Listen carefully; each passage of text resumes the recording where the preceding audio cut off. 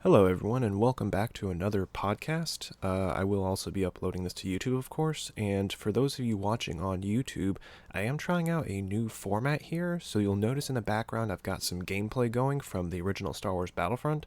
One of my kind of positive feedbacks was that for the podcast videos, it'd be a little more interesting, a little more engaging to have something going on in the background rather than just still images. So let me know what you guys think of this new format in the comment section below.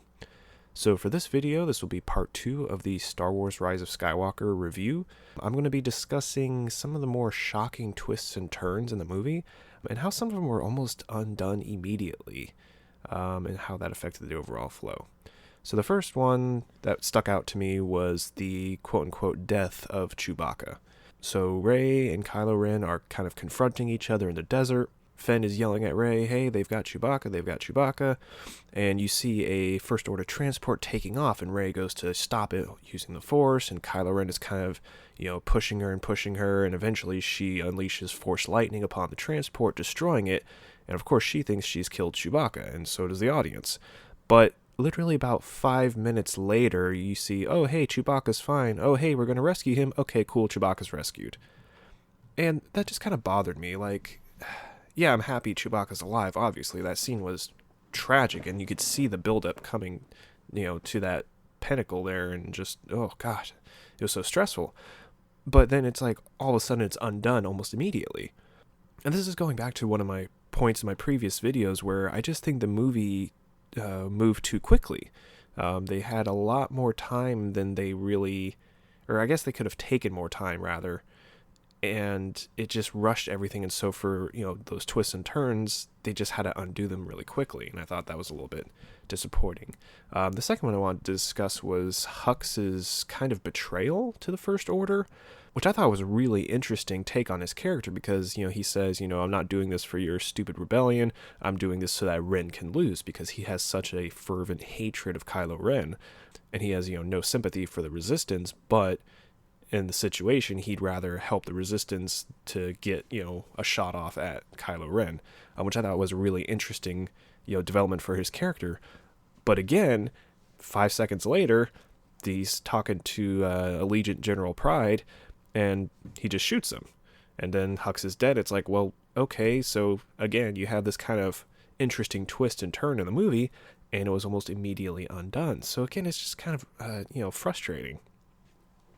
The next one I want to talk about was C-3PO's memory wipe, which that was a really kind of heartbreaking scene, because again, C-3PO has been there since episode 1. He's seen everything. He had the memory wipe, quote unquote, between episodes 3 and 4, which really just a plot device to explain why C-3PO didn't remember stuff from the prequels and the original trilogy.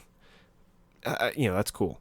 But then it's heartbreaking, because, he's making a sacrifice for the greater good, and, this is a droid and not really like a human being, but over the course of 9 movies, you really do see that droids have a little bit more humanity to them. And that was a really, sad scene. Again, though, not that much later in the movie, R2-D2 uploads a backup of C-3PO's memory, and everything's fine again. So it's just like, again, it's frustrating. I want there to be these epic twists and turns, and at the same time, I want to be happy, but Disney could have done a better job of just making it flow more smoothly instead of just rushing and getting all this stuff together.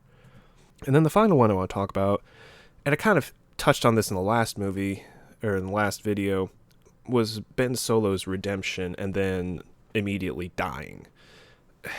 Especially for fans of the movie, the newer trilogy, this was such a monumentous occasion. This is what we had been striving for through all 3 movies. We wanted to see, Kylo Ren kind of disappear and fade into the background, and Ben Solo take the forefront once again.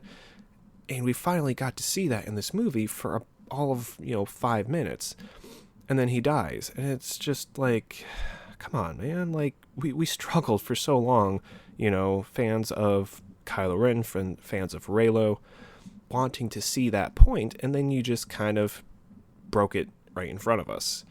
Again, I'm just ranting here, but I just think that they could have handled that a lot better. I still think that Ben Solo should have lived, and then he and Rey could have gone off on some other adventure by themselves and left the galaxy alone. But, this is what we have to deal with now. Again, I'm hoping that they release some sort of extended edition of this movie that includes a lot of extra, time to fill in the gaps and just, take the time to develop the movie a little bit better. But I'm not expecting that. Anyways, thank you guys for listening. If you're watching this on YouTube, please like and subscribe to the channel if you haven't already. To my Patreon subscribers, a massive, massive thank you. You guys make this happen. And we'll see you in the next video.